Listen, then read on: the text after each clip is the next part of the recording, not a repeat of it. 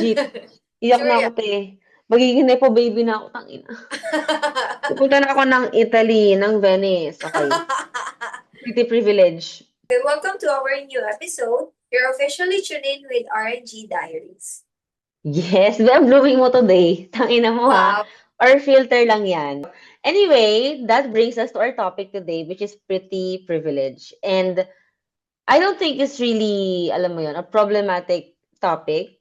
But I think we're touching base kasi not everyone talks about it really. I think everyone feels like it's there, but you don't actually know it. Like, ano nga ba yung, how do you understand pretty privilege? What even is it?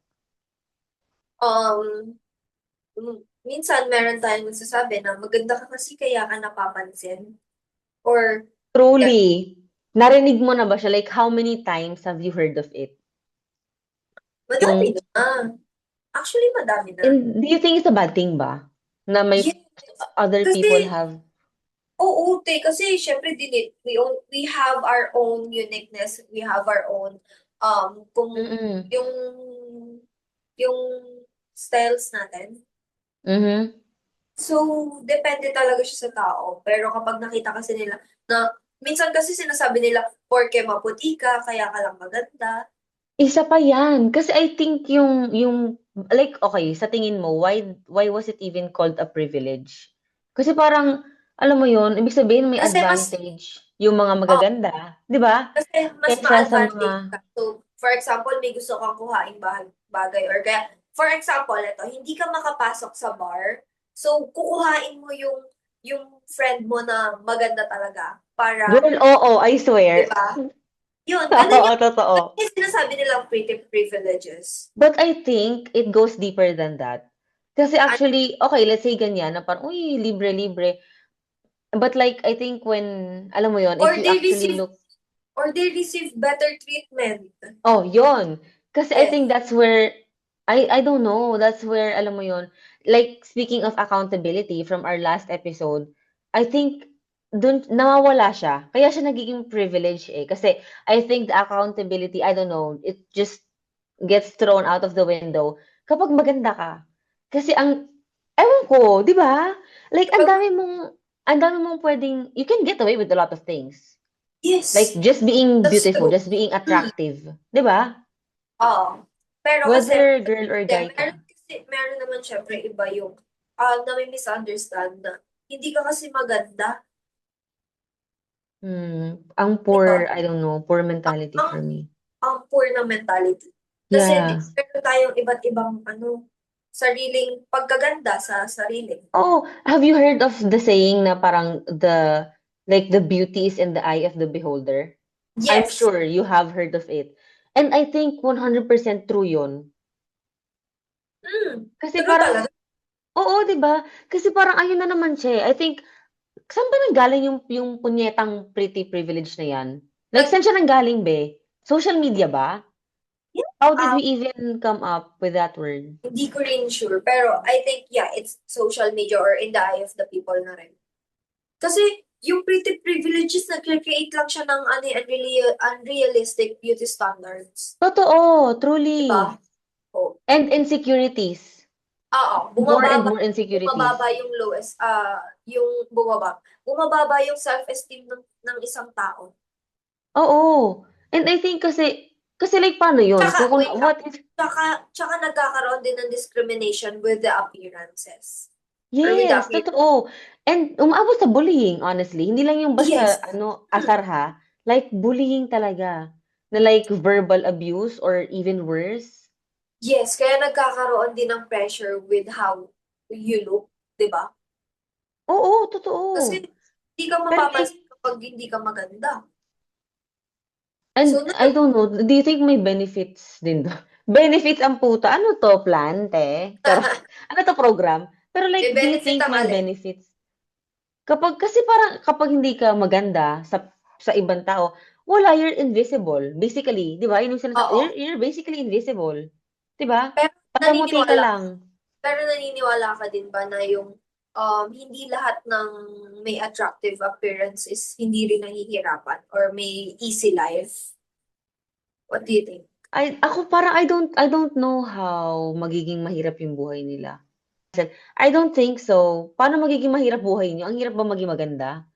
Ang hirap ba maging gwapo? Kasi Yeah, ikaw, do you think it yeah. Feeling, applies to for me both kasi, guys and girls?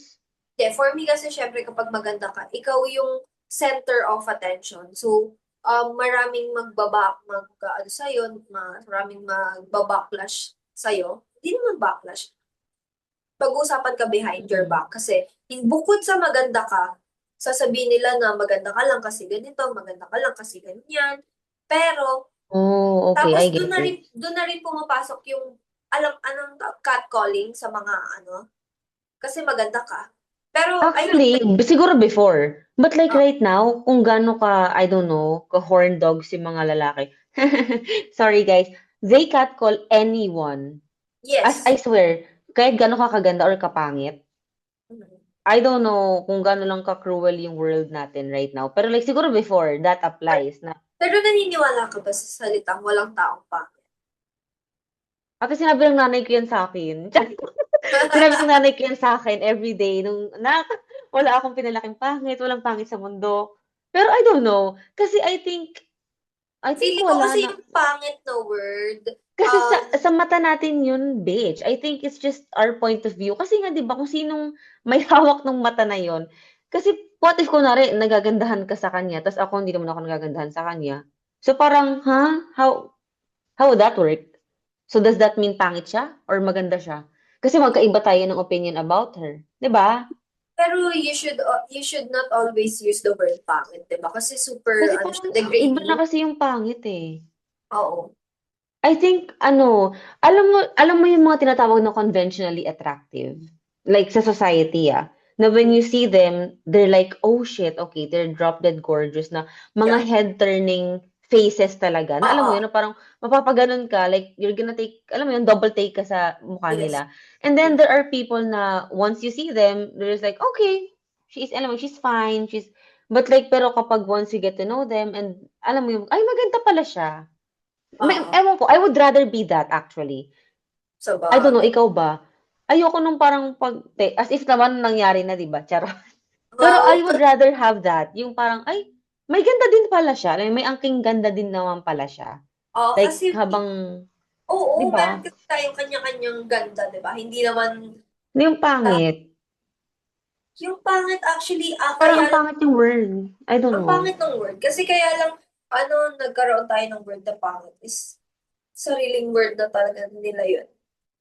Oo. Tsaka pero kasi, if we're gonna talk about the advantage, maraming advantage. Kaya nga siya privilege eh. Siguro, konti na lang yung sinasabi mo na like, ayan, catcalling and them becoming the center of attention. Ikaw ba, gusto mo na center of attention ka always? Hindi, ayoko. Ako, ayoko. Okay, fine. Bitch, may tanong ako sa'yo. For example, you get inside a restaurant and then there's like a long table or any table. Where would you sit? Ako, seryoso, pinakagilid. Always yan. Sa Ako, gilid din ako. always. Sa gilid din ako. Kasi I'm not the hindi kind naman, of hindi naman person na sa sa gitna. ayoko din na nasa gitna. Hindi naman sa pagiging introvert, pero sa gilid talaga ako. Ayoko nung yung may katabi ako na hindi ko naman kilala. Not unless grupo tayo na pupunta doon. Pwede ako Hindi, maging like, okay, let's say, your group of friends talaga. Close friends mo. Would you stay in the middle? Alam mo yun, gilid or saan? sa gilid. Kung saan, Gilid ka pa din.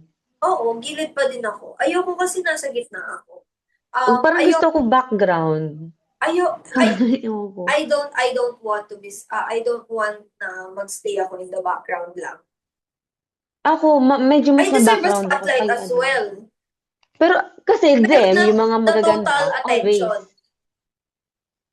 Oh, fine, oo. Kasi kapag maganda ka, always kang, I don't Nasa know, di ba? gitna. Kakasabi mo, yeah, you're always gonna get attention. You're always gonna get, alam mo yon, You got wala, lahat. privilege to be in the center. Okay, That, ito, like a hot question, yung hot seat kita. Do you think, like, yung mga taong maganda, ano pa to, guys or girls lang?